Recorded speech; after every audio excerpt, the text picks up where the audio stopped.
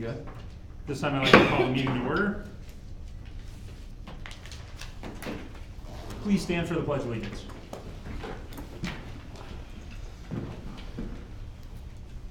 I pledge allegiance to the flag of the United States of America and to the republic for which it stands, one nation, under God, indivisible, with liberty and justice for all. Clerk, please call the roll.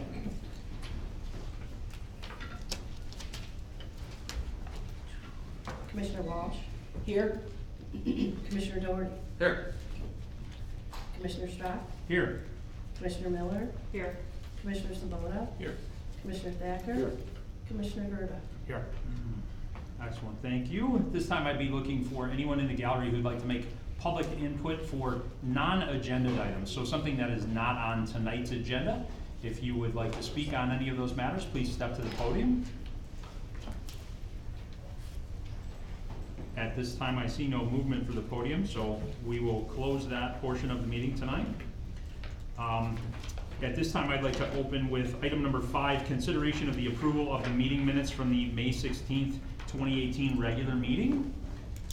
If there are any revisions or changes for those, please let me know. Otherwise, I'd be looking for a motion. Motion. Walsh, do I have a second? Second?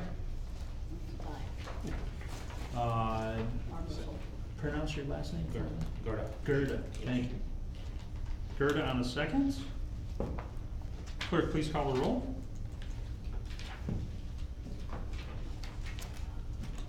Commissioner Walsh? Yes. Commissioner Doherty? Yes. Commissioner Strack? Abstain. Commissioner Miller? Abstain. Commissioner Sabota? Abstain. Commissioner Thacker? Yes. Commissioner Gerda? Yes.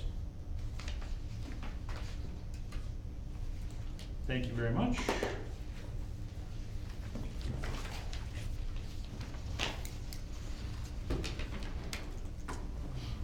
Let's see, at this time I would like to. Yeah, I would open it. Excellent. No, we should withdraw. At this time, I'd like to open file Z931. This, I'm going to read for the record.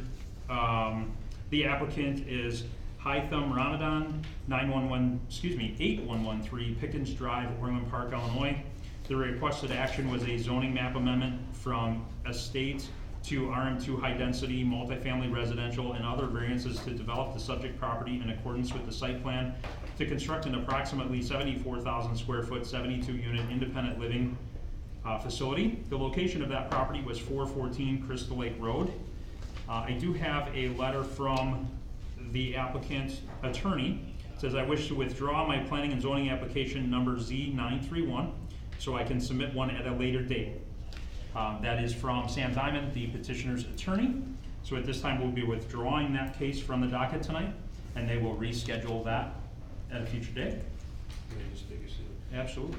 Just for your edification, they plan on resubmitting, so they have to renotice. So you will get another notice, just like you did the first time. And they are targeting the July meeting date. I don't know that that's gonna happen for sure, but that's what they're targeting. But you would be noticed by certified mail, return receipt, same way as this time. Thank you. At this time, I'd like to close file Z931.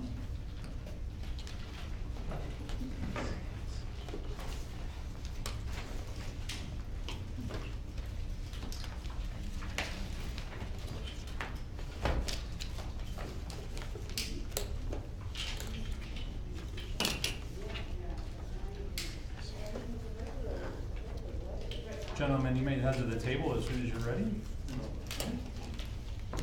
At this time, I'd like to open file Z932.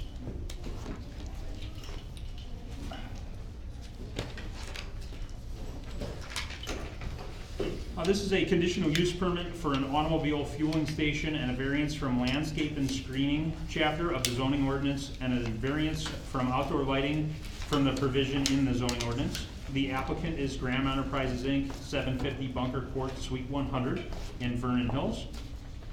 The location of the subject property is 5301 Bull Valley Road here in McHenry. Do you mind, if you could just hand me your public notice stuff, that'd be great.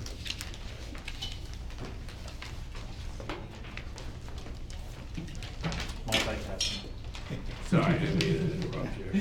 Setting up with legal. Thank you very much. Appreciate it.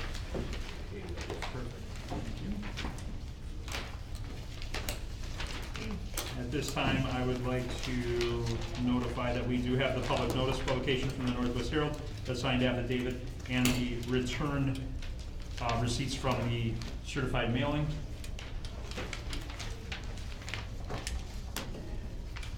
And then my gentlemen who are going to be speaking tonight, who are not attorneys, would you please step to the table for me so I can swear you in?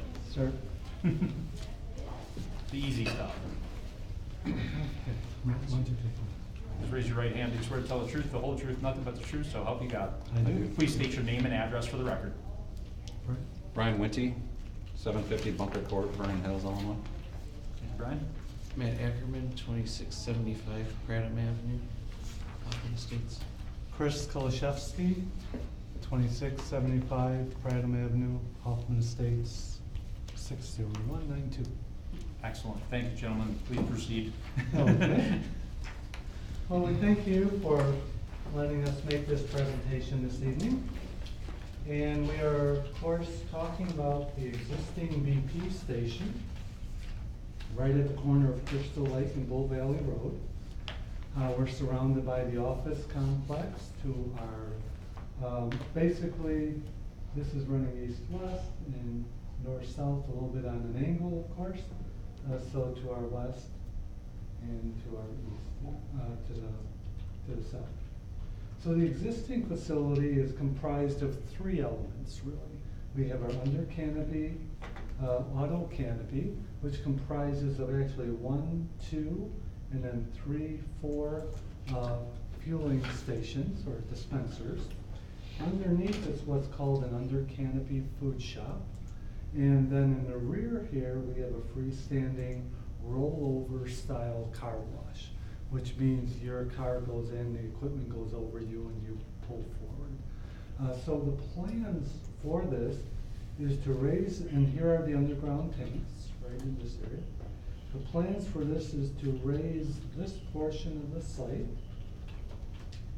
and provide to you what we feel is a very nice offering in terms of the canopy where the building was. The building will be removed, and then 2 additional pumps will be added. So we're gonna go from 4 dispensers to 6 dispensers. And I should know not to call those pumps because the pumps are actually here. So these are the dispensers, and then the tanks will now be in the front. So this is going to be a almost brand new facility. I mean, new underground tanks, all new underground piping. As I mentioned previously to this board, state of Illinois, next to California and to the city of New York, is the most stringent with underground storage tanks and piping. Everything will be double walled, lines will be double walled, tank monitoring. There will be monitors in the sumps and also in the sumps of the dispenser. So there's an actual underground element below the dispenser, double walled, that is got the shear valves. If someone goes crazy and drives right over a pump, there's a shear valve that shuts everything off. So all the latest and greatest technology will be presented in the forecourt, and then the building itself is just slightly over 5,200 square feet, and it's going to be offering a variety of food items as well as standard convenience store items. When we get to the elevations, I think you'll see that the offering will be in tune with what's being presented here with the landscaping. So a very nice undulating berm in that area, and then with the trees and landscaping here. A three-way sign, ID sign is proposed because of the uniqueness of the intersection. We're not a 90-degree, we're a little acute. So what happens is when you put the sign at a certain angle and it's a two-sided sign, you only see it from two directions. So what we're trying to do is capture from all four directions that they could see the price sign. And quite frankly, for a retail petroleum facility, the price is the driver to get the customer into the facility, and then your customer service takes over from there. So that's a three-way sign here. So again, a 5,200 square foot building, and this kind of gets to the first variance that we're asking for. Your code requires, by the letter of the law, 10 feet of landscaping right in front of the building. And as I made an argument previously, literally that would mean that all the customers will be going through this landscaping. Technically, it also says every 30 feet would be a tree, so you'd have a tree. And so that's just the hardship produced on the business. And so that's why we're asking for that variance. Now, we're taking that landscaping that's provided there, and when we're not just making it go away, we are putting it on the outskirts of the property itself. So we're meeting the quantity required, but we're just putting it where it makes more practical sense, so people are not walking over it in that. This is also the other part of the variance is that the photometric is an LED type lighting. I'm a member of the Illuminating Engineering Society of North America, and they have regulations that they purport to be safe for the type of task that's involved. So they do lighting levels for everything, like shopping markets, for an auto dealership, and for a gas station. They recognize that when you're under the canopy, you're in a task-related environment. And so you're not just coming out of your car in a parking lot and walking to a building. You now have to have perform a task, as you know, select your product, your hose, and all that. And quite frankly, you want to make sure the gas is going in the gas tank. You want to make sure you're picking the right product and all that. And so with the LEDs, they really help illuminate that. It's a much more down light, and when the light is directly driven down, you have more foot candles. But the Illuminating Engineering Society of North America, what they're proposing for a retail urban gas station is 50 foot candles on the average under the canopy. We're at 44.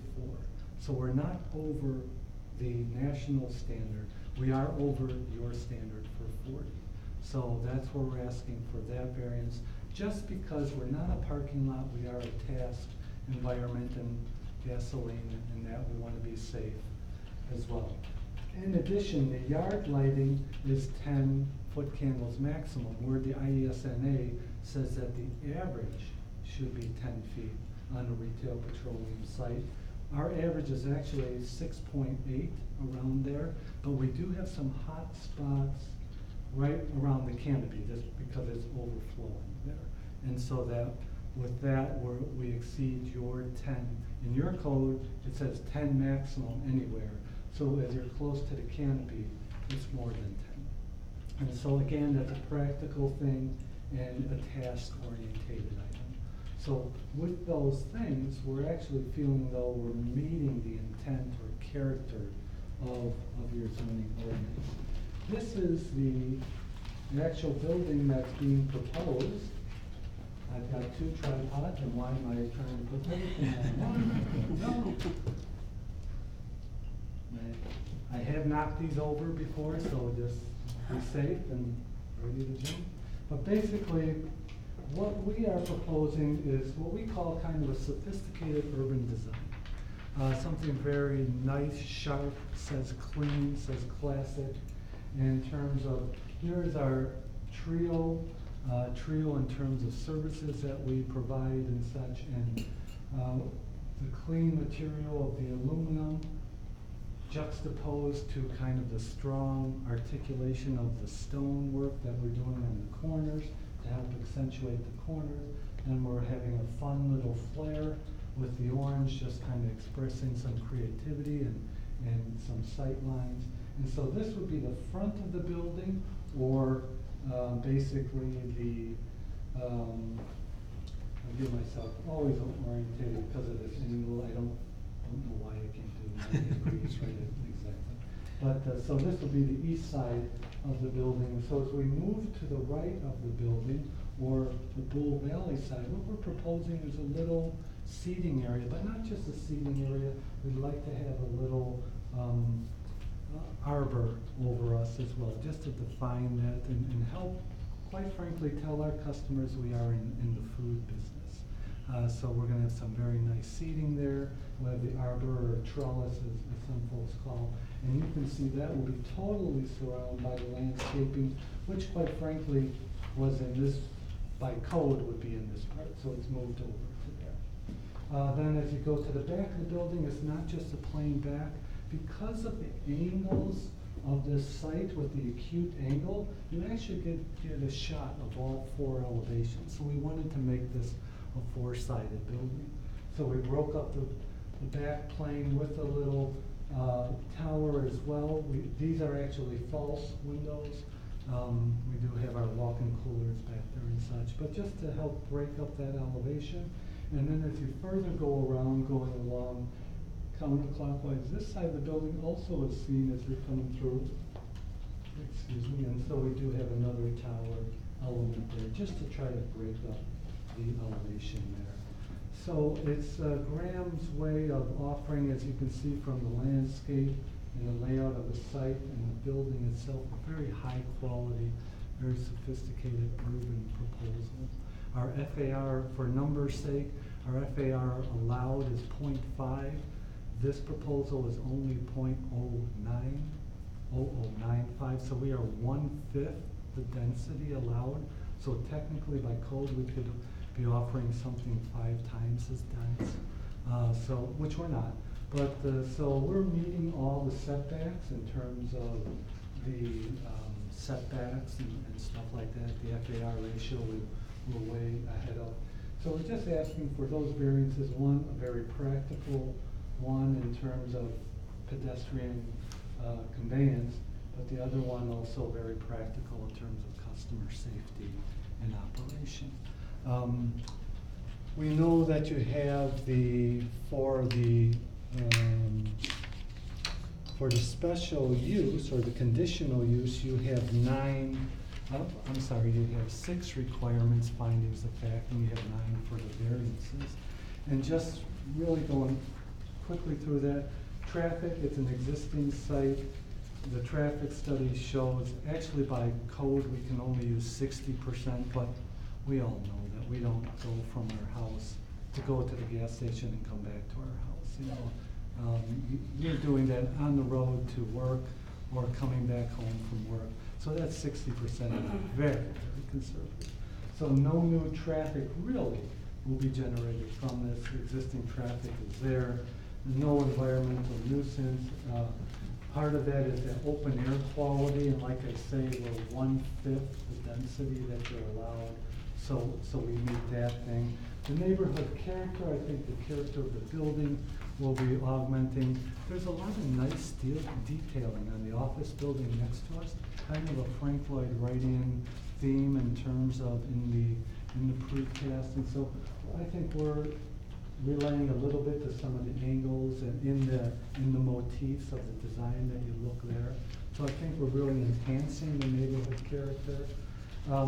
Public services and facilities, the site already has water. Actually has a car wash, we're removing that, so our water usage will be reducing from this offering. Public health and safety, we will, all new facility, open light, new lighting, new landscaping in addition, so just increasing that. And we believe that's harmonious in the intention of the conditional use. Then our last, the 2 variances that we're asking for, the 9 findings of facts there.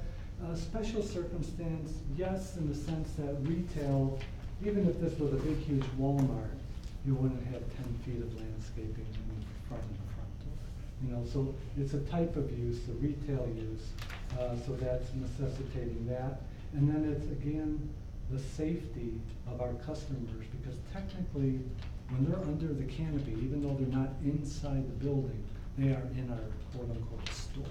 So they're doing task, store-oriented items. So that is a special circumstance related to the property as well, in terms of the placement of the canopy, placement of the building, and path of customers from here to there. Is dependent on the property, what the property allows us, how to arrange the buildings. It's not from the applicant actions. Every gas station kind of has this need in terms of needing to get to the doors and that, and the proper safe lighting. So that hardship with that is dimmer light would not be good, and then tracking landscape through wouldn't be benefiting anyone, so there's a hardship there. It preserves the rights of our neighbors. We're not in any way making their use of their land reduced at all. We feel it's necessary because there's two ingredients to make a retail petroleum site successful. That's safety and that's convenience. Walking through landscaping or around trees would not be convenient, and safety, the lighting. So we feel that's the necessary part. We feel it will not alter the character in a negative way. We feel that this will positively enhance that corner. And it is consistent. It's already zone C1. It already has a conditional use for a gas station. We're just trying to enhance that, so we're consistent with that. And we really feel that the minimum required, because in this case, we do have foundation landscaping around 3 sides of our building. So we're really just asking for the front. We don't have anyone coming from here accessing the building in this case, so we're really asking for the minimum. With that, we feel that we meet all 15 findings of fact, and as Brian mentioned, Brian is from Graham to ask any operation questions. Matt is also available to read the fine print on the drawings that I can't read anymore, so please ask away your questions. Excellent, thank you. Staff, please give us your report. Thank you, Mr. Chairman. So the applicants are asking for 3 things. One is conditional use for a fueling station.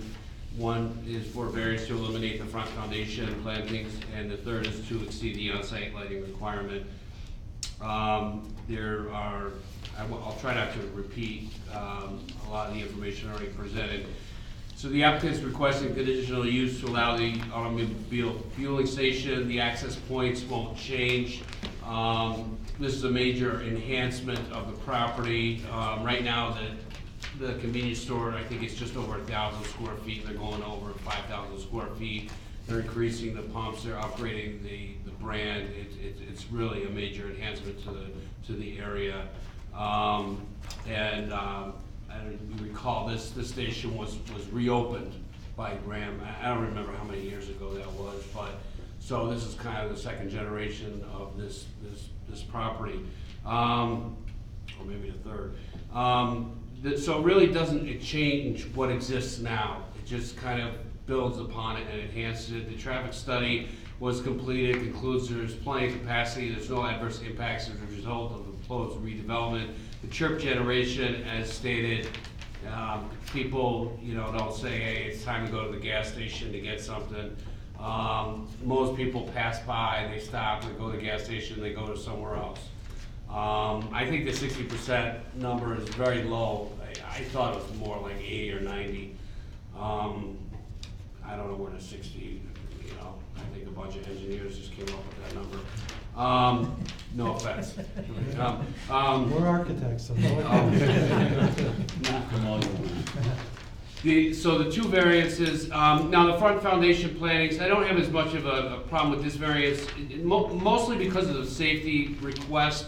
The canopy is set back from the building a little bit, and they are providing plantings. I don't think this diagram shows as much, but around the other 3 sides, and they are meeting the requirement for the foundation plantings. I don't have as much of a request or a problem with that variance. The operator believes along With enhanced lighting, this will make it safer for customers. I think the safety, that is a valid request for a variance, so I don't have a problem with that. And the applicant is also requesting a variance from the foot candles for the lighting.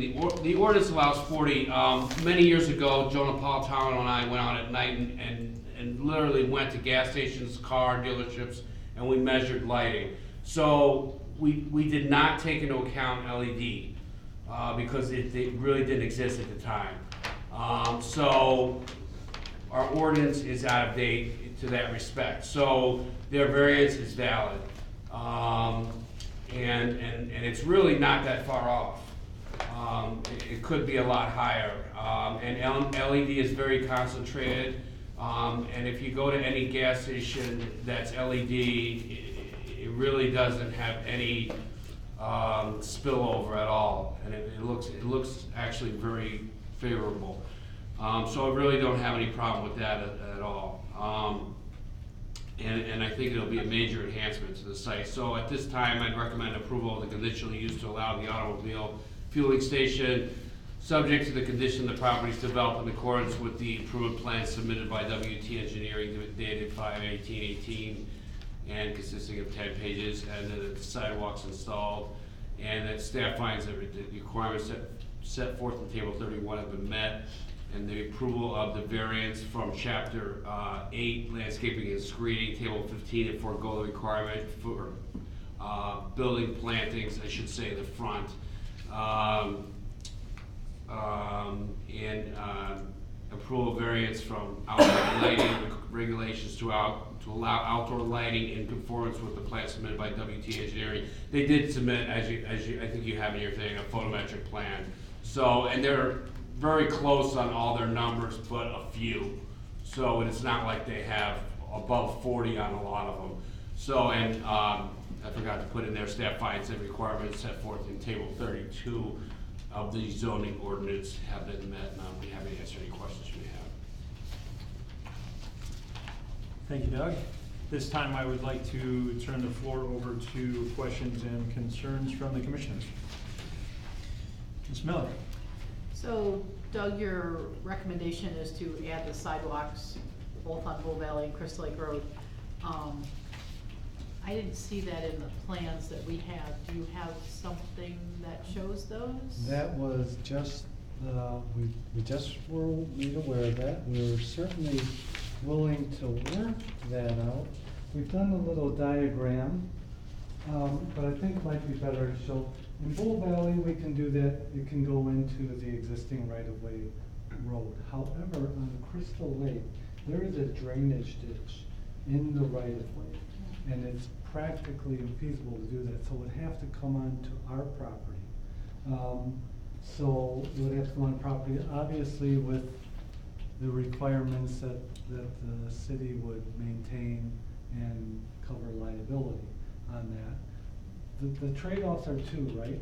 If it goes onto our property, we're gonna be having to physically eliminate some of the landscaping here. But we also looked here to our neighbor to the south, even has a more precipitous drop in the swale there. And their parking is right on the apex of that drop. So there really isn't any practical way to add a sidewalk to the south. So we're not trying to get out of it. We're happy to do the sidewalk. We just want to make where if you want the sidewalk, it's going to have to be on our property with those conditions and a little less landscaping, with the understanding that question mark if it will lead to anywhere in the future. And I guess I would say to that, if we can work it, first of all, we've done it on private property in the past. We asked for an easement. We would maintain the state makes us maintain the sidewalk, even in their, well, if it's in their right of way, not in their right of way, wherever.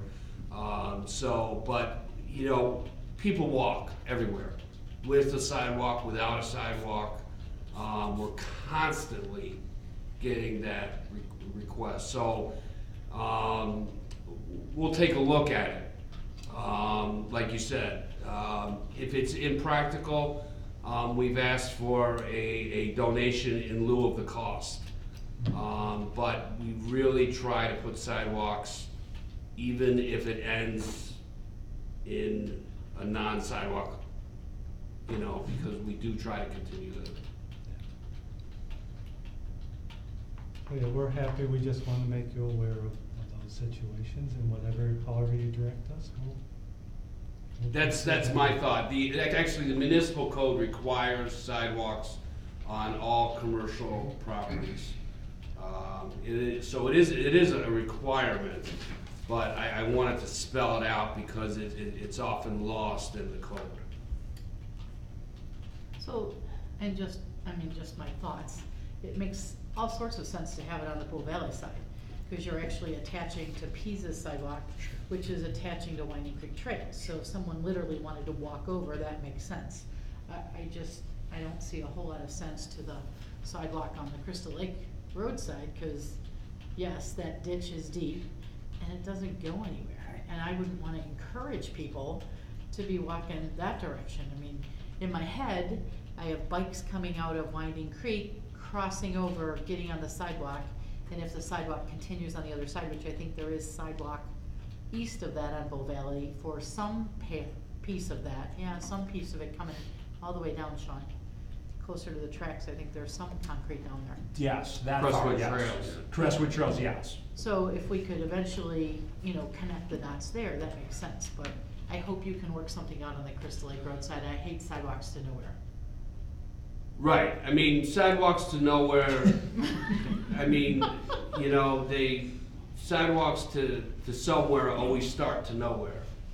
I get that, but this is unique that Great it's conversation. walking into this would be sidewalking to a big ditch. Yeah, cause there's Right. nothing around there. And if it's, and it's also a county road, south of Bull Valley.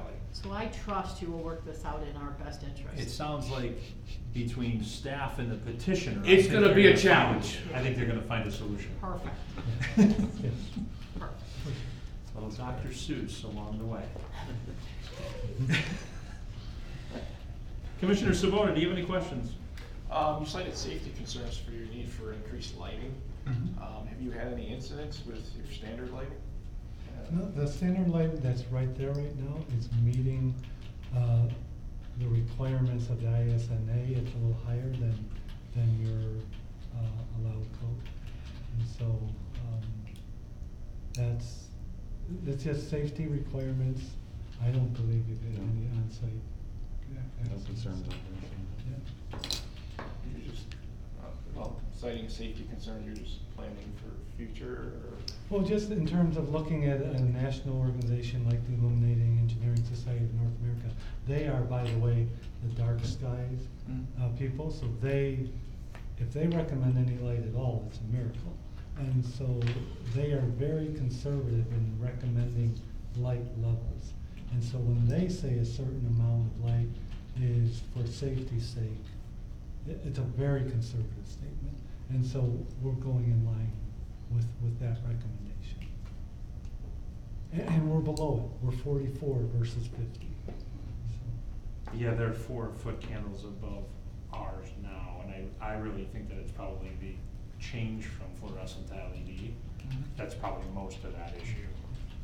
Would you agree to that? Yeah, I don't know, it's safety, yes, but it's also energy efficiency, cost, long run savings, well, LED environmental. Yeah, LED lighting, a light emitting diode is a light set, and we're like in the jewelry cases that really picked up the color. So you get proper color rendition, which means you get proper depth perception, both in myopic and opiopic standpoints. You are able to safer do the tasks that you're doing with that type of quality of light. And so it is much more focused rather than a generally broadcast light. I'm a fan of the LED lighting. You cited safety concerns, I just wanted to know what they were. And it's, yeah, basically just lower levels of light, people's reaction times, if someone's walking from the canopy to the store, driving in the car, that type of thing. And someone walking around their car when someone's trying to go through to the next pump, those type of issues. Additional questions, Isabel? No, Commissioner Doherty? What about the texture? Is that brick or drive-in or what's the There are three materials on the building itself. This is actually a stone product right at the corners and at the wainscot of the majority of the building. The very textured relief panel, very purposely selected so we get a lot of texture and relief there. Then we have the smooth aluminum ACM panel, stands for aluminum composite material. It's a piece of aluminum, and then a resin between that allows you to bend and scribe that material. So that's a very clean, smooth look. And then kind of making the transition between the two, very heavy texture, very clean, smooth, is our little ethos right here is, it's an exterior insulating finish system, and that is kind of a stucco type finish, so it's not smooth and it's not super rough, but it makes that transition. So those are the three main products. And then the sides are black, or what are the sides in the back? Everything's the same coming around the building itself here, and then coming on the back side here, so that's all the same materials are enveloping all four sides. So again, it's truly a four-sided building. All the same materials are found on all four elevations. So when you're walking to the building from the parking lot, is there a curb at any spot, along there, or does it, what goes on like in front of all the windows there? Yeah, there is a transitional area that comes up because we want to have a curbless entry into the building. As you go further away, you get the curb. So then we'll have safety devices in front to protect cars from going through there. One of the things, unfortunately, fortunately, we do have the striped area that we know will always be open. Right. And so that's the purpose of that, to allow the direct entry into it. Okay. And then the tables on the side, what do you got? Does it show two, or? There's actually three right here. It's like the three for trio, very creative architecture. So 1, 2, and 3. Architecture humor. I got it. That's my question, that's on. Thank you, Mr. Thacker. Do you have this type of structure in another area? Or is this the maiden voyage? This is our first one. We are doing a remodel in North Chicago that we are actually meeting with the contractor tomorrow to hopefully get the contract all worked out and get them going. So we're right on this will be the first ground up building of this nature. The rehab in North Chicago will be that material? It will have that. That one is an existing building. It was an existing 3-bay auto building, so it has sloped roof, so a little bit different, but it's in that flavor, yes. Gotcha. In looking at the positive side, if and when this goes through city council, when approximately do you think they would start with the tearing down of the existing facility and start this one? I think Brian would be with his sledgehammer, ready and waiting, and I gotta call him. Go out there When I tonight. pick up the paper, I'll call him and he starts swinging. So you'd like the existing one down and this one off by the end of the year? Yes. Okay. Yeah. Ready to go. Yep. That's why this is no longer blonde and it's. Commissioner Miller, I thought that was from the sun. do you have additional question? No, that will be all. I have one. Miller? Is this gonna be a 24-hour operation? Correct, yes. Okay. Is it currently? Right. It is not currently, no. It was We at get one point in requests, time. yeah, we get requests, especially early morning, like 4 AM. Right now we're at 6 AM. But we get a lot of requests from that 4 AM to open earlier. Got it, thank you. Additional questions, Commissioner Miller? No, thank you. Excellent. Let's switch ends of the table. Mr. Gerda, do you have any questions? No questions, maybe just some comments, as far as the appearance of it, it can only be an improvement. The lighting, I really don't see that anyone will actually know the difference between 40 and 44. I don't think that's an issue whatsoever. Tables on the side, is that, I know we're talking about 3 tables there, letting customers know that you're in the food business.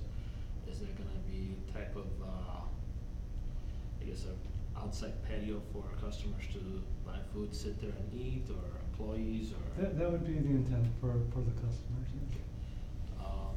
Which we don't think too many will be out there in January or February. Probably not. It's a little bit off the subject here, or maybe not something that we deal with right here, but what about alcohol sales and people going out there with that? That was gonna be my question. It's a great question. And I think that, from, you wanna? Yeah, so that, I mean, the short and easy answer to that, that's illegal to consume alcohol on the premise. So it's not allowed, it's not supported, we would not encourage that. And that would be an offense, you know, in our eyes and in yours, I hope, so.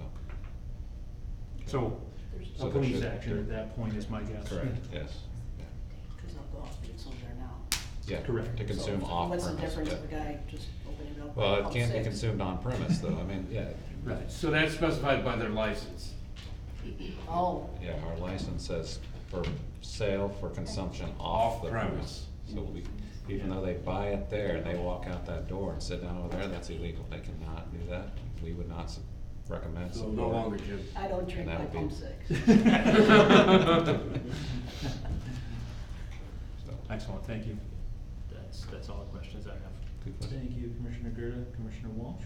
Yeah, just for the record, Sidewalks to Nowhere was my band name in high school, so, I did pretty well. The sidewalk, is it a sidewalk coming out of the back of the building? It is right here. Is that just like an emergency exit or an employee? It functions a couple ways. It would be Okay. an emergency exit, but mainly it's for an employee to bring out, here's the trash receptacle. Okay. I'm sorry. No, you're fine. Right. Yeah. And then the employees would park out along that side as well, I Right. take it? Right, yeah. Encouraged to anyway. Yeah, this is all encouraged for customer, employee, and then customer parking and then employee parking. Okay. Good. Excellent. Additional questions or concerns?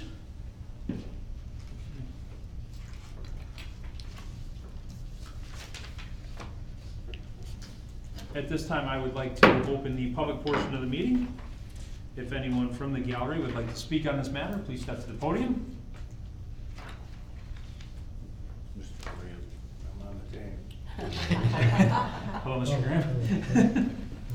Seeing no movement to the podium, I will close the public portion of the meeting, return back to questions or concerns from commissioners. Are we gonna change the variance part to like front? Yeah, I would specify front, if that's okay with you. Just, I just don't want to be confused. Because sometimes when it go from here to permitting, just so they're confused. And then also, the addition would be, on the variance for the outdoor lighting that, table 32 has been met. Yeah, both variances, table 32, I apologize. That's right. Just wanna make sure if we're gonna make the revision, we might as well Yep. make them both. Yep. Excellent. Spot on. Any other additional questions or concerns? Do I have a motion? You want them as one or? Sure. So I would make the motion that we approve the conditional use permit allowing an automobile filling station under the following conditions as noted, that the property is developed in accordance with the plans prepared. I'm not gonna read all of this. And that sidewalks be installed as discussed and negotiated, because I'm making the motion. We find that table 31 has been met with those conditions. I also would continue to approve the variance from chapter 8, the landscaping and screening, table 15 to forego the requirement for the front of building plantings. And then of course approve the variance for the outdoor lighting regulations to allow outdoor lighting in conformance with the plan submitted. there were attachments, and staff finds that all conditions of table 32 have been met. Excellent, thank you, Commissioner Miller. Do I have a second? I'll second. Thank you, Mr. Thacker. Any additional questions? Clerk, please call the roll. Commissioner Walsh? Yes. Commissioner Doherty? Yes. Commissioner Strah? Yes. Commissioner Miller? Yes. Commissioner Sabota? Yes. Commissioner Thacker? Yes. Commissioner Gerber?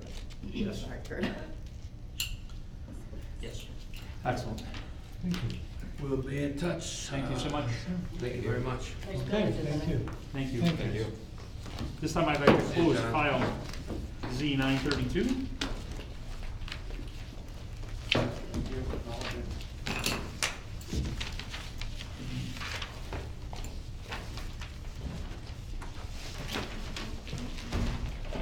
The Oh, other you gotta side. go at The the other other one. side. Yeah. You're stuck.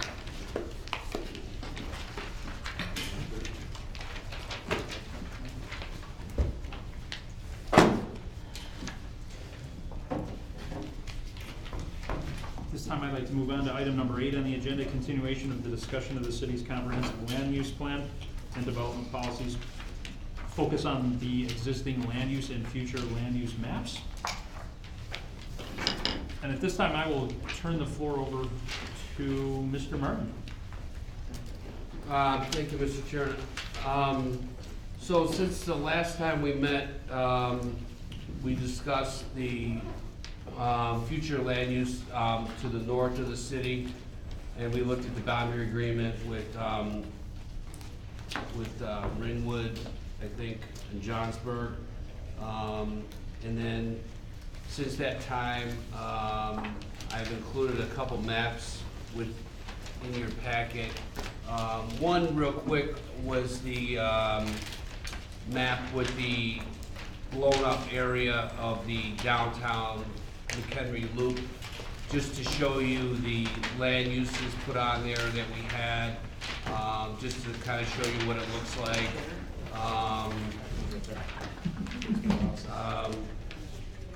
I know Art, this is kind of fast forward, everything's kind of catch up a little bit. It's got this crazy yellow highlight on it there.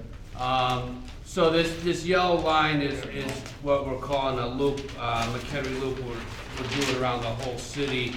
Proposing, we're updating our future comprehensive plan, our future land use map, and we're looking at the land uses around the whole city, and we can plan 1.5 miles outside the city boundaries. So we've been looking at the whole city. So I included this map just to kind of put on here what we discussed in hopes that it was close to what we discussed.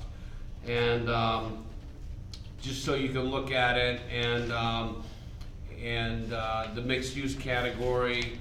And by the way, that King Farm we met with, and it is for sale actually, up on McComb Lake Road, and they want to sell it pretty bad.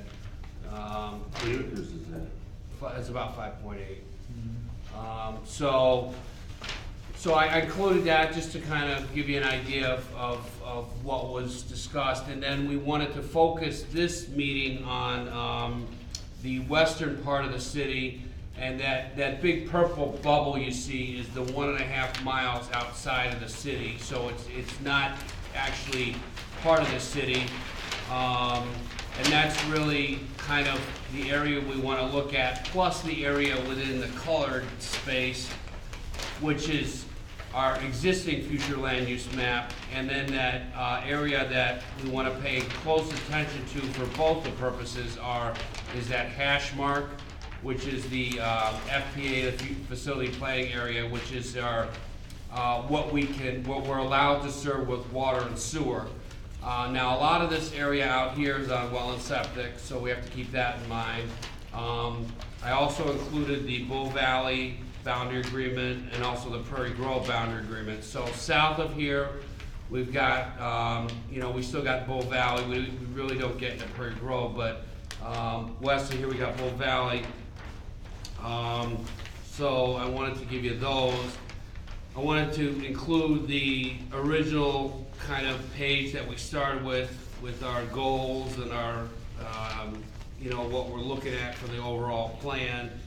And then I did give you the county's description of their ag areas. So one of the things we discussed was creating an agricultural land use category. We discussed creating a couple land use categories. One was mixed use, one was agricultural. So the county has two, A and A1, I think. And I included what they allow in each. And these are really used as holding zones. And, you know, so if you don't know what to zones or what to plan, you just put, you know, agricultural. And then when somebody comes in, they rezone it to something else. So you're really not, you know, giving away the store, so to speak. But you want to make sure that, you know, if you have something planned or you're zoning something, you know what can happen there. So I included that for your edification, and also in here is the Riverwalk preliminary design. Also, there's various documents, but I think the real purpose of today's meeting is we want to focus on the western area of the city, and I think we want to try to not speed things up, but we want to get the western area, and then we want to look at Prairie Grove, and then maybe to the east, and then kind of we want to try to get the whole kind of city future land use map done, and then maybe have a kind of set it up at a couple public meeting places and have the public maybe comment, and then we'll eventually have to hold a public hearing and get this in front of the city council so we don't keep, you know, dragging this out. And so with that, I'll just open it up for discussion. I can tell you that the Bull Valley Boundary Agreement, a lot of it follows Ridge Road. And I mean, I think most of you know what is west of here. Not a whole lot of anything. And what's south of here is the same thing. So Doug, I'm gonna jump in if you don't mind. sure, yeah. Art is new to the game, doesn't know Yep. anything about the first map with the future bike loop. Yeah, go ahead. So I think I just want to give Art a chance to catch up and kind of give him the rundown of where that came from, so we can be on the same page and he can feel like, what the hell is this yellow line that goes around here? Yeah, thank you. I figured you could explain it better than me. So I got this harebrained idea a while back that we should maybe try to find a way to tie. There's always been this issue with downtown McHenry, right? We've got Green Street and Riverside Drive, which always get considered to be the downtown McHenry area, and Main Street always gets missed. So I was trying to think of how can we tie all of that together and look at the downtown as more of a downtown. And one of the things we have that wouldn't really take a lot is, if you go over to the left side of the map, we've got a couple traffic lights. This is the traffic light, the very first one to the far left is 120 and Oak, which is right by the Jewel, right? So the bike path is there. The blue line represents the McHenry County Conservation District Trail.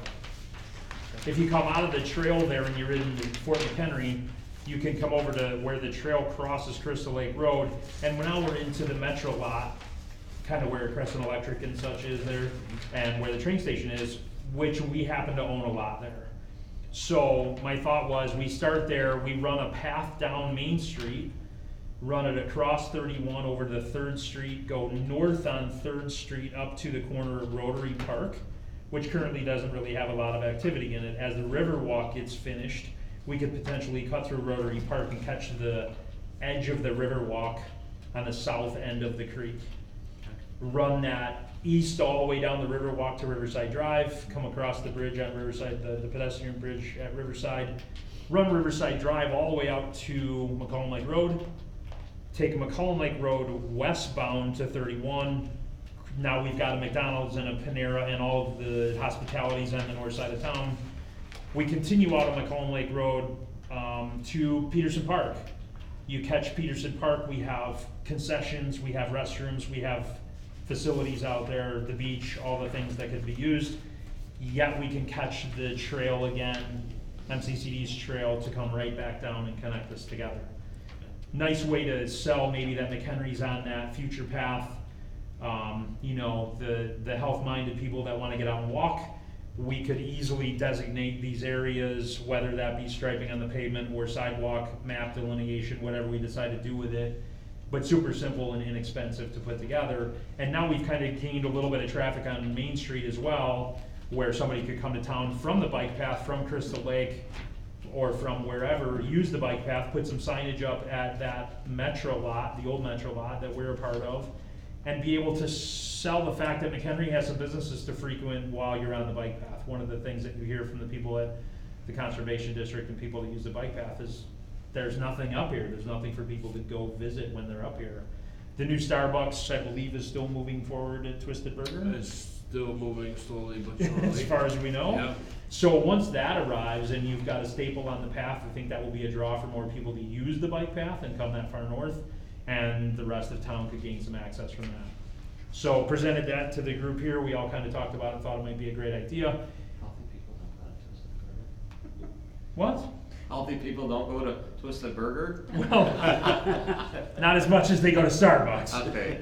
But there's not a whole lot of walking going around right now, other than, you know, the little bit of downtown we're having today. There's not a great place to go actually walk a couple miles in a path and get back to a place where you can park your car, you know, use some facilities, that type of thing. So I think that's probably the biggest reason we started here in the downtown. And then Doug was like, yeah, we've got some great things in the downtown. We've got some of the historic homes along Main Street and all of those areas that we could delineate as well.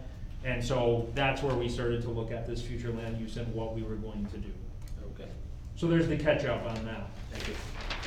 So looking at Probably that- clear as mud at that point. I had one question. I was looking at that thing and I saw, the only problem I saw with it was like Main Street crossing Yeah, right there. Absolutely. Yeah. You know, 31. We discussed Is there it. somehow to do, you know, paint the road or something? We discussed that. I mean, the options are up or down. Honestly, I mean, if the path eventually got to a point where foot traffic was that constant or bike traffic was that constant, we'd have to address it. You either go up and over like they do in Vegas, or you go under. I mean, They did under in Crystal Lake. It's costly. Yeah, we definitely could paint the road, I mean, we've done that, but, yeah, like Sean said, if it gets really busy, up or over. The issue is how many months of the Under or year, over. how many months of the year will it be? Yeah, You right. know what I mean? How much is it gonna be used on a regular basis? It'll just be that 3 or 4 months that will get heavy traffic. The rest of the time, it'll probably be not more than it is, not significantly. Yeah, I was more than thinking it is just now. leave it the way it is, but I didn't know how you could, you know, even putting those little lights up there. Sure. across there, I don't even know if that would help or. Commissioner Miller? Well, that's just a dangerous intersection anyway, because Right. people are trying to make lefts and people go around the Yeah, it sides is a and very you dangerous can't see intersection. what's there, so. For sure. I mean, it's definitely a concern. And so, you know, if you look at the use of it as well, we talked about maybe trying to take it further south, but then you lose the whole point of trying to draw Right. Main Street into the mix. Right. And that was really, I think, the original intent was, how can we bring Main Street into the downtown? So, yeah, it's tough. Good. But I think once it's used and people start to be aware that there's foot traffic there, I think people will be better about it. Great. But Maybe it's gonna be a little bit, you know. So hi down there, I'm Sue Miller. We didn't meet, I was gone last month. And it's my fault that you're getting all these big beautiful maps because I'm old and I can't read things on 8x11. So I They're great. said, the bigger, the better, and the more colors is more beautiful. So Doug took that task to You hand. like the color? I love the colors. And we now get big maps every week. Great. And they are referred to as Susan. What about? Are they moving referred that, to as Sue's Yeah, maps? you weren't here. Great. Yeah, that intersection is dangerous, what about going north to the actual? Crossing traffic. Crossing traffic on the corner of Main and 31 and going north up to where there's already an intersection. Yes. I think the tough part there is the amount of traffic you have there. The turn lane that heads from eastbound traffic south on 31, you've got the island. So now you've got a double cross there, which could be a little bit tough, and I think I'm probably more scared of having to do the double cross than I would be at Main. I don't know, I think it's a tough situation no matter how we look at it. I agree with that, cause then, you know, if you're crossing at Main, even if you put lights up there, it's just gonna, you know, it's gonna be a traffic nightmare Yeah, otherwise. yeah, I think it'll be tough, I think, my guess is, and it's just a guess, but I would think that people might use the path and go the other direction, go north to Peterson, work their way around. Yeah, they might. And they may not frequent it as much as we would like them to, or they may go down to the corner, decide they don't wanna go that way and come back, and then go the other way. Well, But no matter what, it does tie Main Street back together. on Crystal Lake Road, when they're coming out of the Whispering Oaks to catch the bike path, you know, that's 4 lanes and people are coming down that hill pretty well. Yeah. Most of the bicyclists stop. They don't just sit on their bikes and wait. They are pretty cautious. I think they're more cautious than the motorists on making sure, and that's a blinking Yeah. crosswalk. But they don't trust the blinking and they don't trust the motorists coming down the hill. No. So. Welcome to Green Street. Yeah, I think it's a safety issue, but it does serve the purpose of getting them on Main Street, so. Did anybody walk that off or clock that off as to how many miles the path was? No. I could do it tomorrow. I will mention, I am involved in an active communities work group that is the county-wide initiative, and one of the things we're looking at are bike paths and safety, and one of the initiatives, one of the goals for the MAP grants and everything that's going on with that is education. And in Chicago, drivers are more educated and used to bikers on the roads. So one of the goals is going to be how can we educate the country drivers out here to be more aware, and safe crossings, you know, the lighted crossings and things like that is one of the initiatives that's coming up. So that will just be helpful, because it's going to be countywide, and then the bike groups are involved, and signage, you know, education in all kinds of areas, and making sure driver's ed is covered, and in classrooms and all areas, senior centers. That's one of the goals we're working on, is how to get it out there and make sure that the education is there to help with the safety. What makes me crazy in Crystal Lake, they've got dedicated bike ways on the roads going into downtown. Right. And you see cars in those bikeways all the time, and it's like, okay, it's painted, there's really big things on the ground, and motorists are still oblivious to the fact that that exists. Well, and so it's interesting because this path, I mean, that was the first thing that I was worried about as well, is how do we, you know, my original thought process was really just a walk path. The biking aspect just comes into play as well. But on the biking plan of this, most of it, they're gonna walk the river walk, they're not gonna bike it, right? That's not allowed, I don't believe, you can't ride a bike on that bike. You can walk them, I believe I see people walking them, but they're not riding them. Right. Once you get to Riverside Drive, you know, they're probably gonna use the sidewalk, even though they're probably not supposed to, but they probably will for the time being. The sidewalk on McCall Lake Road is fairly large, since it was added so much later. You know, and then the rest of it, my goal would be, if you were walking it and you got to the corner of 31 McCall Lake Road, you might go north to the McDonald's or visit some of the other things to the north. You might head south back into town from there, and you might park at Veterans Park and only make that loop. And so you know, that's where the crossing of those issues for me maybe is a little less, just because I think, okay, well, maybe I only wanna walk the center of town. Right. So I won't have as much of the crossing to do. The 31 McCall Lake Road one's a tough one as well. I mean, Can't get across that. that's not slow traffic either. But you're not gonna get across that. Well, people do. Yeah, people do. I mean, I've seen Yeah. wheelchairs go across there. I mean, the motorized wheelchairs. I mean, it's not easy. So yeah, fun stuff. I think this does what your intent was. I think it gives people options, and it's here.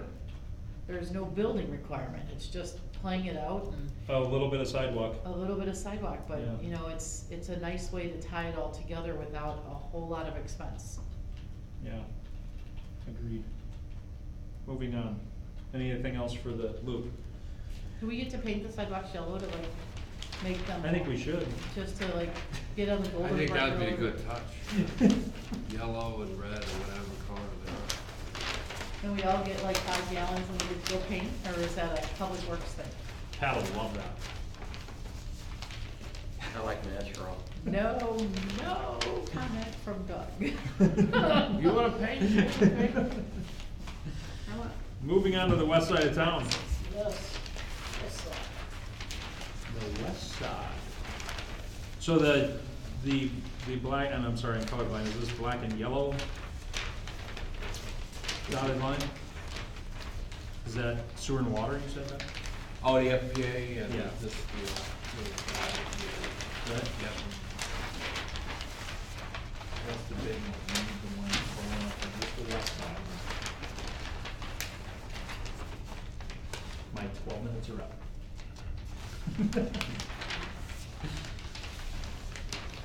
All right, Doug, lead the way. What do we got?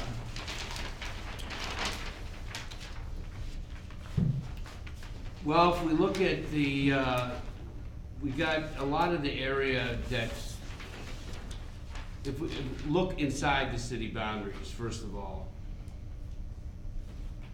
And, you know, if we look at all the areas that are inside the city boundaries, most of the areas are either, developed or platted, except, probably the, you know, the gravel pit would be one that would be, is still an area that we should consider that is, we got low density residential. We got a lot of low density residential, and I think when we looked at the future land use map, low density residential, I think we determined was like quarter acre type lots, like 10,000 square feet. And I guess, is that I mean, that's a pretty big, if you look at the far west area of the map, not going outside of the city where the gravel pit is, and that whole area, just imagine that gravel pit gone and that all developed is a low density residential housing. Is that? So Doug, you're talking about east and west of Valley View School. East and west of Valley View and All of that yellow. and north. And the north side. And the north, that north, just to give you a perspective, that north kind of area, this area right here, that's 150 acres. So, and if you look south of there, you're talking probably 1,000 plus acres. I mean, so. So quarter acre lots is what you're voting for there? No, I'm saying right now, we're looking at low density residential, and I'm saying, you know, we're looking at a future land use map. Is that something that's so practical to show? When we've got a. Looks like an ag for me. I mean, that's my concern, is we have a lot of land. We've got the Jerstead subdivision. It's at Curran and Bull Valley, just south of Shamrock Farms, that is zoned and not even platted yet. That's 305 units. That's multifamily, single family, a little bit of commercial. So the gravel pit isn't even started to think about housing, and that's, you know, 1,000 plus acres. I've got a question.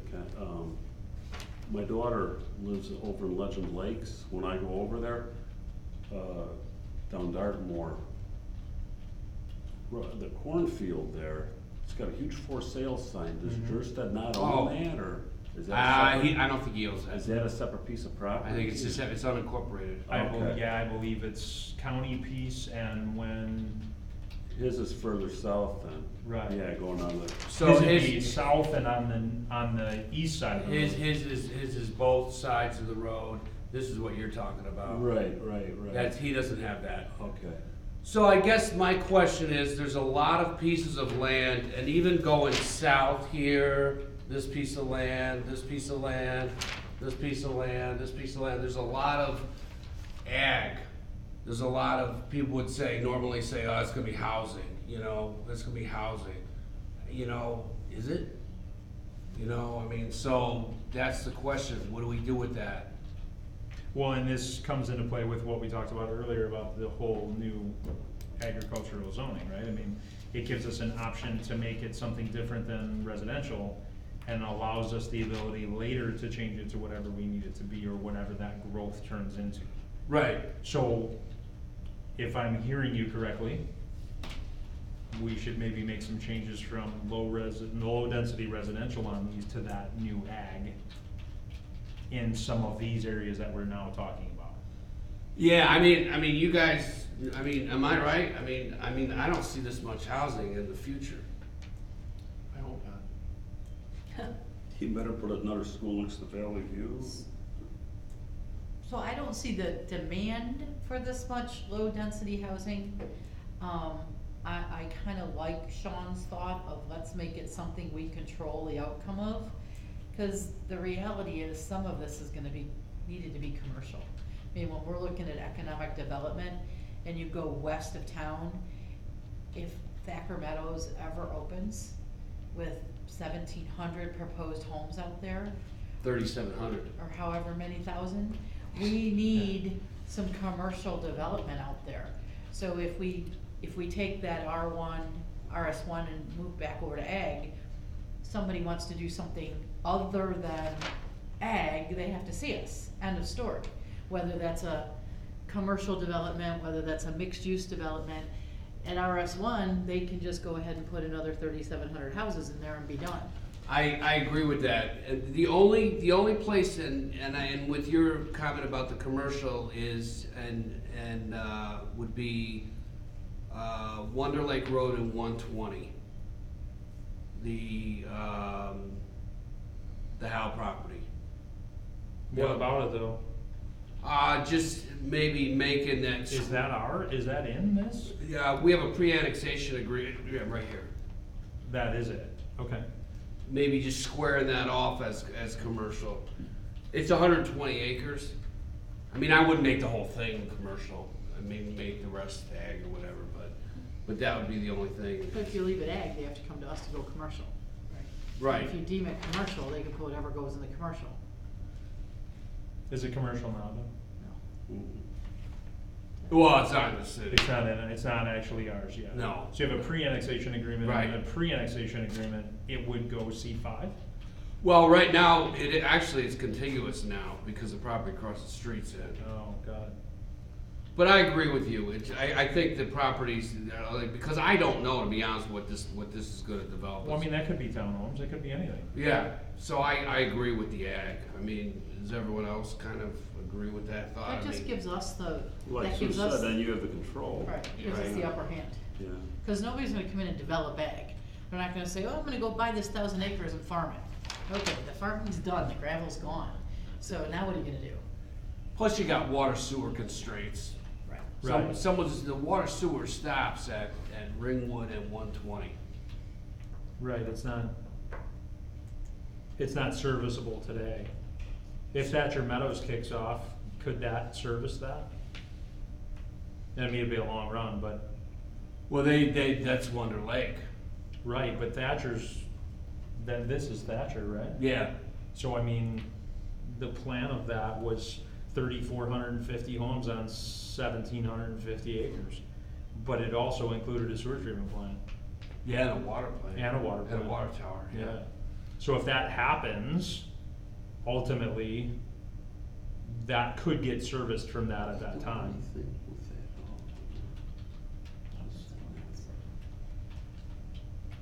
So, I mean, we'll probably have to, if we go with the ag, which I agree with, is we'll probably have to take a look at our zoning map too, because a lot of this is RS1 and all that stuff. And, Right. That's why we're doing this exercise. but I think that's a good way to go, because I'm not Nostradamus. I can't predict the future. Would you agree that the county's ag district works for us? or a variation close to? Oh, yeah, I think I would go with just the regular ag district. I wouldn't even go with the more intense ag district. Okay. Did So, everyone? in the They packets. just- And the county just separated those Right, to align with what was existing. I Right. mean, A1 is 10 acres and greater, anything under is A2, and then you have to come in and prove that you have an ag use. Right. Because we had half-acre crap out there zoned ag that made no sense, so, yeah. So in everybody's packet was this Article 9 zoning districts from the county. So I guess one of the first things I'd like to do is at least get on the table that this works for everybody. To use which would be, it's 9.1.A, would be that, just a kind of an overview of that agricultural zoning district that Doug can use to push us forward to actually get that in writing. Right, Doug, because we need to get that kind of delineated of what that district really is. Yeah. As we make these revisions, we'll need to add that to the ordinance as well, right? Yeah, what I can do is pull their ag land use. Sure. You know, and that's their ag zoning. Right, but then we can pull land use and again, it's probably pretty similar. I would think, yeah. So as long as everybody's good with that, I'd like to at least get Doug to move forward with that portion. And then we can just grab this map and start talking about what would work for moving some of those places. Doug, help me, this bottom section, if I start at the bottom of the map, I've got this, what is not in the city, as I'm guessing? Or is this currently ag? No, this is,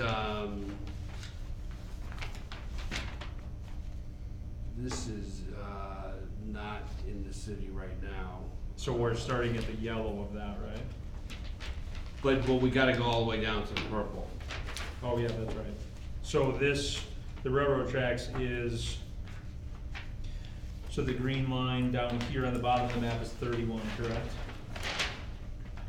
Yes. All right, so I'm west of 31.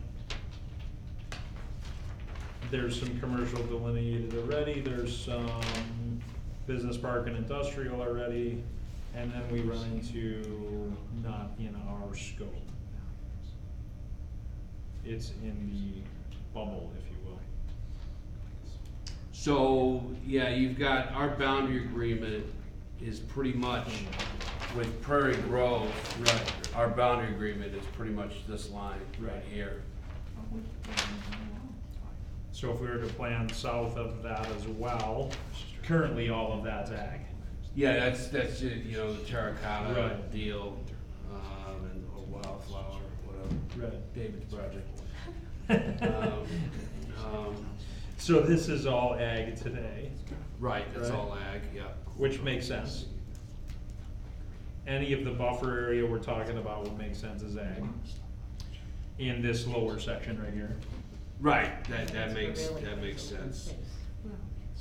North of the boundary agreement, that is not in the city, This that is, would currently be ag as well, right? yeah, I think anything west of the railroad, south of Patriot Estates, Right. would make sense to be ag, because that's, right here. Oh, that is, okay. If it's ag, they could do that. This is, yeah, Patriot right here. Got it.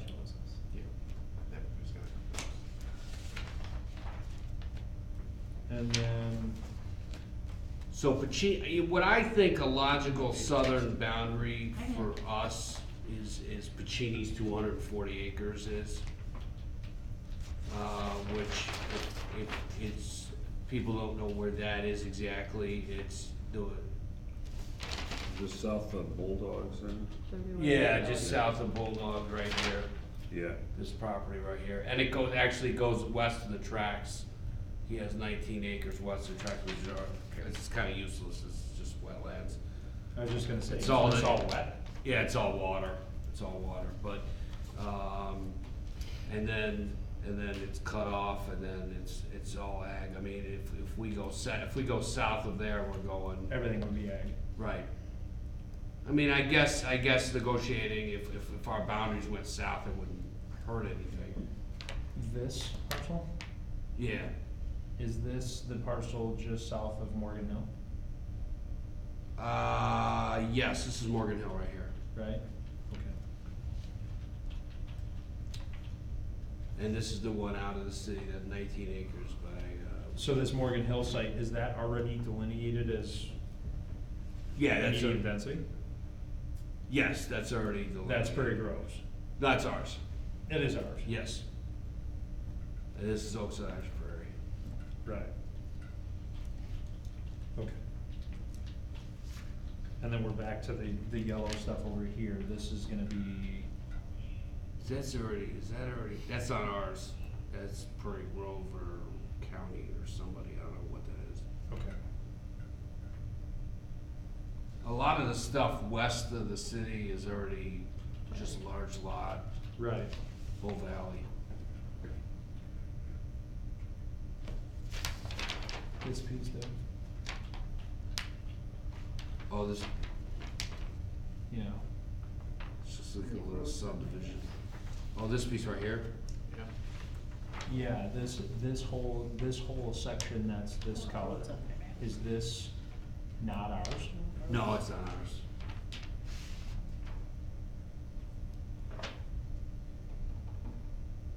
No, Can I this have is, roads on my maps the next time you put them? you know what, I asked him for roads. I'm not sure why he didn't put roads on here. I'm Yeah, sorry. we did talk about I it. wrote it. Wetland here as well, right? I did on the Yeah. bike map, I got that completed. You know, I don't know why he didn't put roads. I don't have a lot of wants, but I want I know. roads. That's not, That's so, for way We too asked. much. They this is don't. Legend Lakes, this is the Stoddy property. Tim, you're younger than me. No, it isn't. This is a Stoddy property right here, but he might own.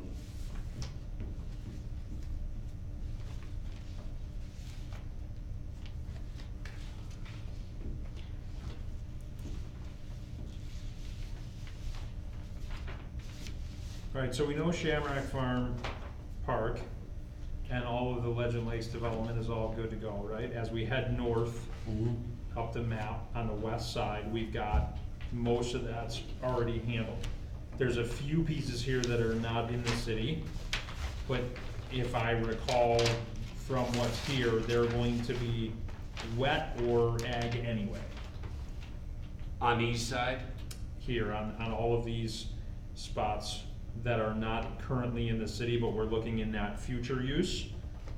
All of this stuff that's here, that's not in the city, these are wet as well. Oh, yeah, right? right. So not a huge issue to earmark anything other than environmental concern. Environmental corridor. yeah. Right. Because of the fact that most of those are wet. And then on Doug's map, this RS1 development out here on this west boundary that's marked RS1, on the west boundary for the Yeah, that north really, side of the table there. that shouldn't be on there, but. I know, but where that RS1 is, we're talking about changing that to ag. And a portion above it too. Yeah. So pretty much everything inside those boxes would become ag. And that's a gravel pit, is that what you're talking about? Right. Yeah. Do we have to notice them? If we, yes, And can they challenge that? yeah.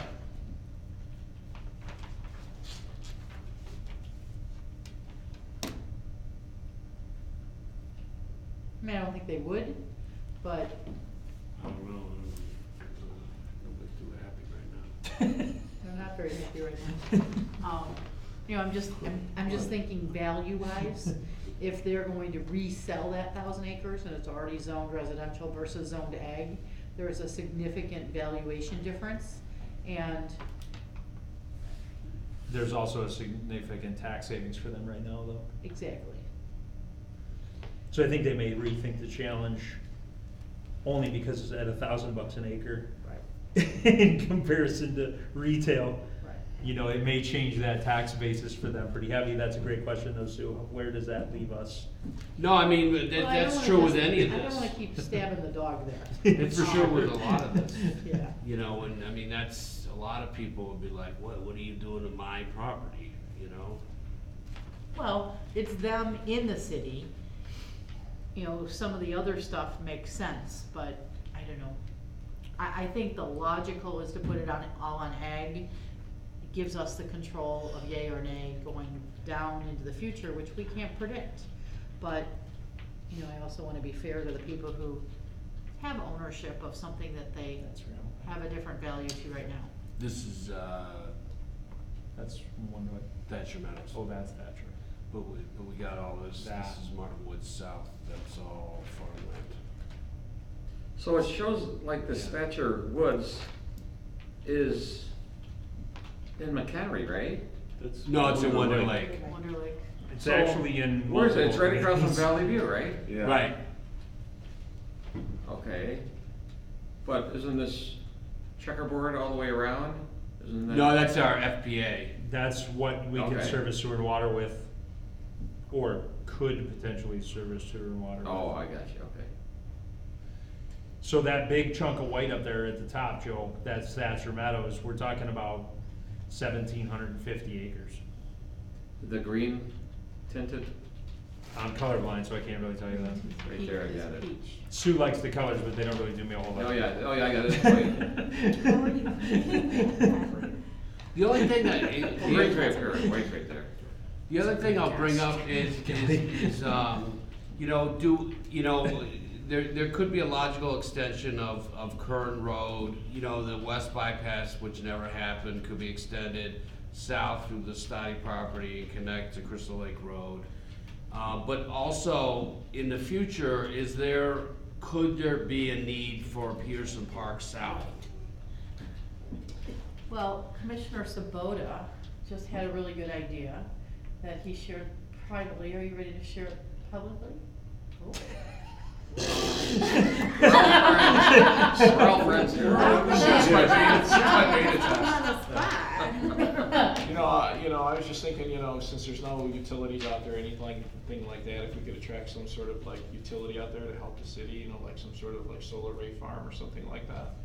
Well, those go over well right now. I'm just saying, you know, thinking in the future, we're trying. I love it, yeah. Save energy costs, maybe, you know, draw some, you know, somebody to the city to, you know, look at it, or, A wind you know, farm. create some jobs in Why down not? there. Yeah.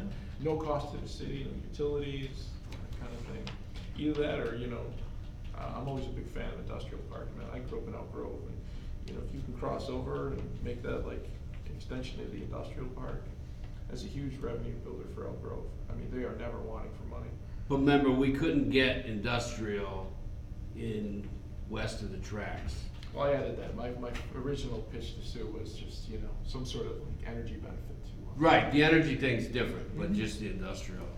So were you thinking which property for that? Down south in this yellow area here, you know, in the cream area down there, something like that. Like the Finch Farm? Hold that map up, Mr. Sabota, let's see. I'm sorry, over in this area over here. Oh, it's like the Finch Farm, okay. That box. What do we call that? What are you gonna call that, Finch Farm? Finch Farm.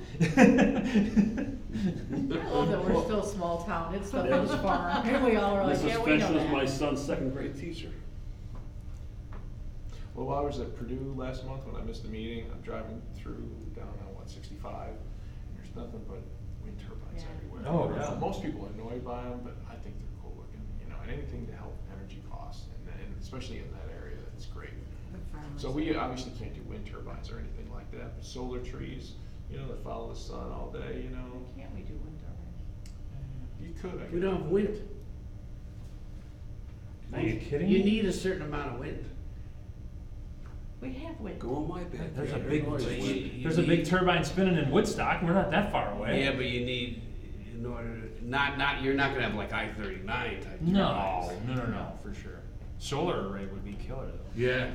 Yeah. Actually, we got somebody who's interested in doing that. Right here on this wetland property, that's where we should be building all them solar arrays, since you can't do anything else with the land. Actually, they do build around wetland, that's actually a decent idea.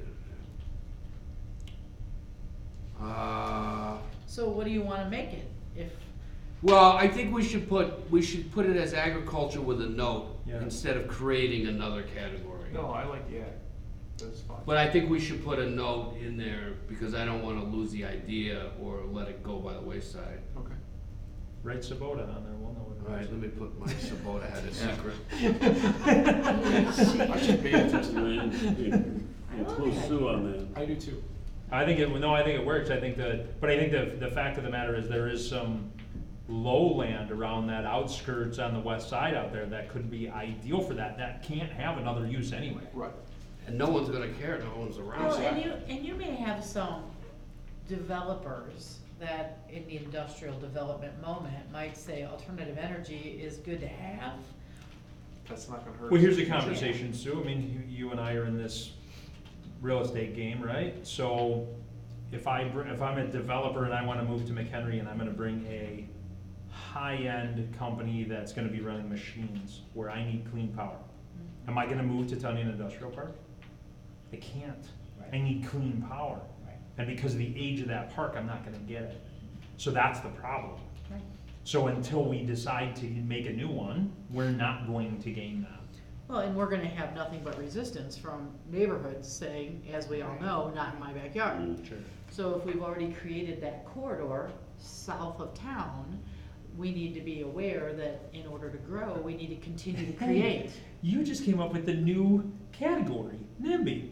NIMBY. Great. Aren't you glad you invited me here, Doug? Yes. You know, cause, and that's the reality, is we'll have that resistance everywhere else, cause that's what we've created. For sure, but I think the flip side of that is, to your point and Mike's point as well, is to generate the revenue, to bring more industry, we don't have the infrastructure to do it, because no one's gonna move in a 40-year-old industrial park that doesn't have clean power. I have a tough enough, I'm in a building that's 1908, and I worry about the fluctuations in my power, and I rewired the whole building. You know, but it's just because of our location, that's what we're gonna get. So yeah, it becomes an issue. So you put a solar array out there, and ComEd puts a station in, and now I have clean power adjacent. Yeah, That's a win. It's attractive. yeah, for sure. And I You got think- all that done? And I think Prairie Grove would be Yeah. okay with that, Yeah. because Prairie Grove is obviously really focused on being a residential development area and With no industry. with no industry. So if they could bring somebody 2 miles north, they'd be happy campers. All right, Doug, so make that happen. Okay. In your spare time.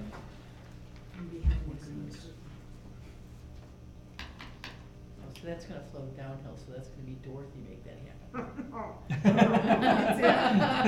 Dorothy's a fixer, she knows all about it. Float down. Nothing floats downhill, does it, Doug? Floats uphill. Let's see, so that's, The MCEDC recently had a solar farm. well, this, like okay, so this is Were the, you with that? I thought I saw you with that. this is where the gas station was. It also. This is, so there this is offer Current lower Road. energy costs to This is the entire Stuy's property. community. Right. You know, Oh, it it's is. a big, That it helps brings capture. it jobs, brings, it's, got it it. is a good. Yeah, I think that's a great idea. And it. So, it would be yeah, so multi-service out there. again, you got low We could density serve residential commercial and needs, and we could office. Get some money back. in the Yeah, community. that needs to change. and high density residential. Or whatever this, is this commercial? Why, yeah, it's, I don't know. I mean, I don't think that should be, I mean, I think this I should think be. that whole thing should be, yeah. We already think so. Like, oh, Right, I mean, Some really good I mean, that's how screwed it up this is. What about, Definitely. what about south of Martin Woods? here? Oh, you're here, ag. Yeah, I think south of Martin Woods, so the corner of 120 and Martin Lane Drive, I need roads. I don't remember. Martin Road and 120. Yep. That's what I'm Yeah, kind of across from Valley View there, we currently have that, so you got Thatcher Meadows is the big white section up there, but then in the front, and again, help me Doug, is this yellow, is this RS1? Is that what that currently would be? That's not in the city. Oh, it's not. This section right here, is it? No. Okay. So Thatcher for us is not, it's Wonder Lake. But the section just next to the Thatcher Meadows property, we got that crazy looking piece right here. Is this in? Yeah, that's Martin Woods. That's the corner of Martin and 120. So I would think that's currently cornfield. So I would think that would stay ag for now. Agreed, Sue? Yeah, I mean, ultimately, I think that's probably gonna develop as estates. Right, I would think so as well. You know, to bring the flair of Martin Woods down. Right. But it's cornfield now. Make them ask. Yeah. What's on 120 then? Corn right now. What, You mean that yellow area? yeah, I don't know why that is There's yellow. a couple of residences that sit back there off the old little That's, spur road. I think that's right on the bend of that green line, Sue. It says not in city. Yep, in that little peachy. That's Those where- are those two residences that are tucked in there, I right? think John Fuller owns that. Where's that now? Right here. Just You know, when you go around west of curve, Ringwood. And there's that little West. spur road that goes back, Oh, there's two farm west houses of where that the back speedway there. Stick goes. Anderson there too. Yeah. What's that? By West of Martin the- Road, where the 120 there, speedway that's goes. Stick Yeah. Anderson, yeah. And he, There's 5 acres in the there for cornfield he 50 puts in, so he keeps his property tax. Nobody wants to buy it because it's Man's landlocked. 90 and he's still And planting there's this a field. flag lot. It's really, It's a good thing, corn Well, is he's a good. good, he was my 5th grade Somebody teacher. just told me, it's like 15. Really? Yeah, oh, he's a great guy. Why? Well, I mean, ultimately, at that far, Jack, it's a really super strange, the way it cuts in there. It backs like, Those are these two. but like parcels Martin right here. and, Martin and 120, that Yeah, stretch it's going on west the, there. it's on the east side of, Do we put Martin anything Road. other than, ag or something like that, or? That's not in the city. I don't know what, that's in Wonder Lake. Yeah, that's what I thought. I don't know why that's colored like that. That might be a mistake. well, yeah, we should circle that and ask Chad or whoever. I don't know why. Chad It should would be- know. So you Yeah. think this jag here, where it goes west and then south, is in the wrong spot? No, I think this is, I don't know why this is yellow. That's all Thatcher Meadows, In the front white. of the white, in front Yeah. of the white at 120. Yeah. Got it. Somebody just got creative with their highlighter. Yeah. But is the black line correct? House there, and Yeah. it's that zoned. It's been there forever. Which one? Said right across from Valley View Cooper's old house. Well, that must have been county, cause that was never Wonder Lake. The Cooper Kitty College, though. Yeah, The Yeah, old that was county. I went there. Bonnie's house. You did, I went there, Roger. Me as too. did my son. For one summer, to learn how to swim. Went there, Billy. Phil and I went there. So most of the stuff is west. This area here is all developed. Yeah, there's not a lot to rezone out of that. No, I mean, most of the stuff is ag. Are these ours? These are not ours, right? Oh. No, those aren't ours. Is that, I think that's part of Thatcher Meadows. I think it is as well. It's gotta be. So this Yeah. should not be highlighted as well, right? No, I think they probably got an FPA amendment, they had to, cause you can see the road goes through it. I think this whole thing is, No, right, there's no roads on mine. see it goes like this. Oh, yeah, you can see it for sure on yours, but not on mine. The copier didn't like those lines on I mine have for that sure. somewhere in my memory bank, but it's not coming I through. just don't remember. It's not just me, right? No, it's not. Okay. Yeah, their last statement was it's not economically feasible. So that would be all Thatcher then? Would run this Yeah. whole, I think it goes all the way up to here. oh, does it? Well, yeah, Uh, I can't see the street, so I it mean, goes to look at McCormick look at Road. it goes. It goes to McCormick Road. Meeting, Well, look at, I forget what year it was. Thatcher Meadow goes all the way up to McCollum Road. Yeah. Right. Comes off on the backside of This Harrison is Bend. McCormick Road, right? where's the road go? Right here, yeah, it turns here. So, yeah, so it Yeah, comes so- right to so it here. goes right all the way Yeah, up to right here. up to that little Yeah. leafy jag at the top, yeah. So some of the yellow and some of the green is. Yes, Not almost correct. all the green. Cause this is McConaughey Road right here. Right. And that's their out exit on Macomb Lake at the big curve. And this is well? Yeah, you look at the road. Yeah. Well, that'd be the old airstrip, right here.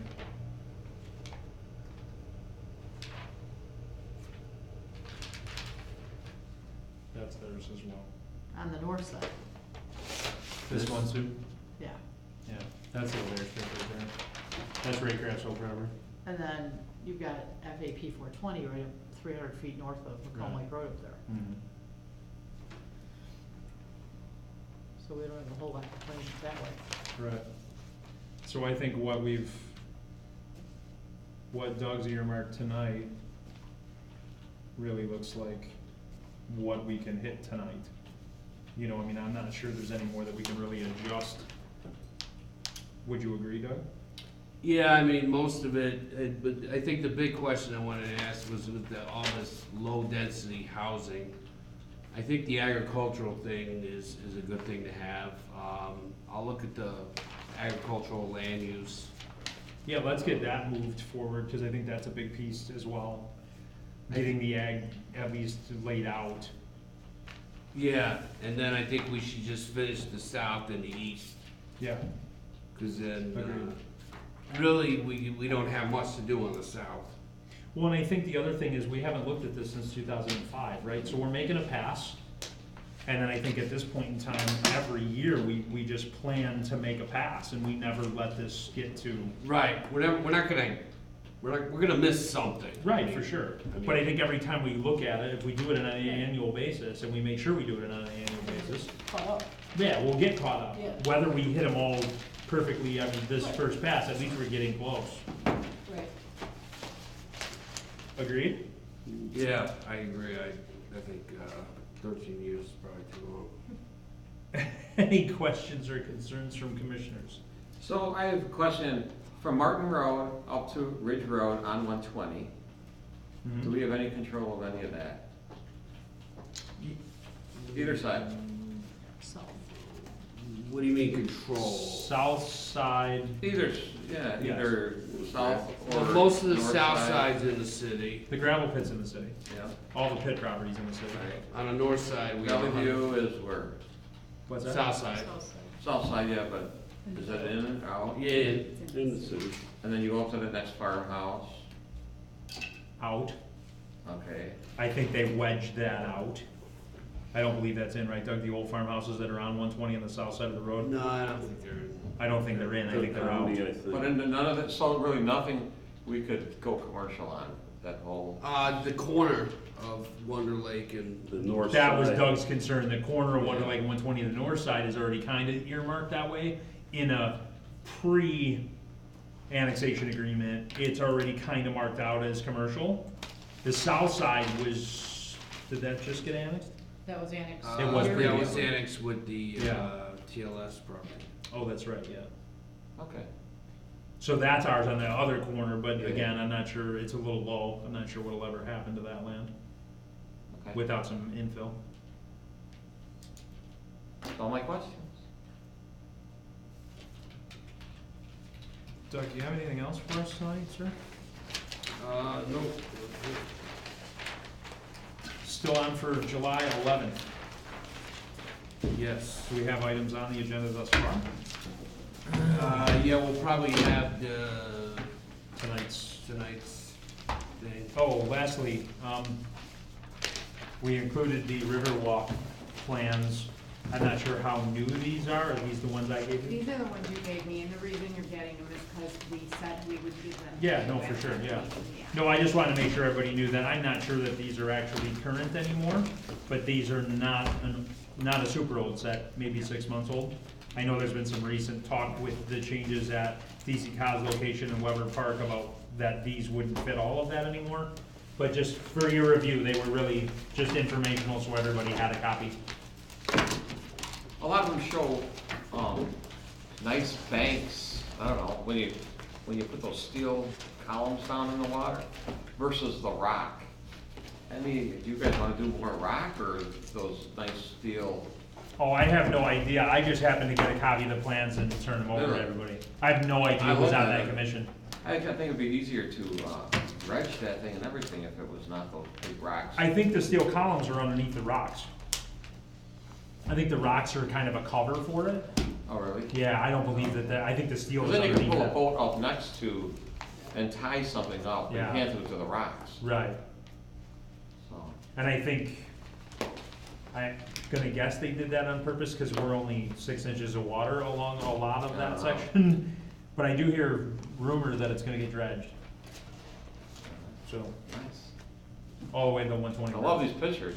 Or would you see all To the those- 120, Yeah, they're- to the 120 They bridge. go under, Actually, it is gonna go actually past that, Just to give us some idea. cause that's yours, right? I just dug out the slip. I do believe they are going just, I think I heard they're going just past it. So, Art's on the commission, now all of a sudden they're dredging right past. look at that, how'd that work? Just He's got about 6 obviously a inches coincidence. clearance underneath the Green Street Bridge. Yeah, there you go. I know, you gotta get a lot of people in the boat so you can make it under. Anything else? Do I have a motion to adjourn? Motion. Second. Meeting's adjourned.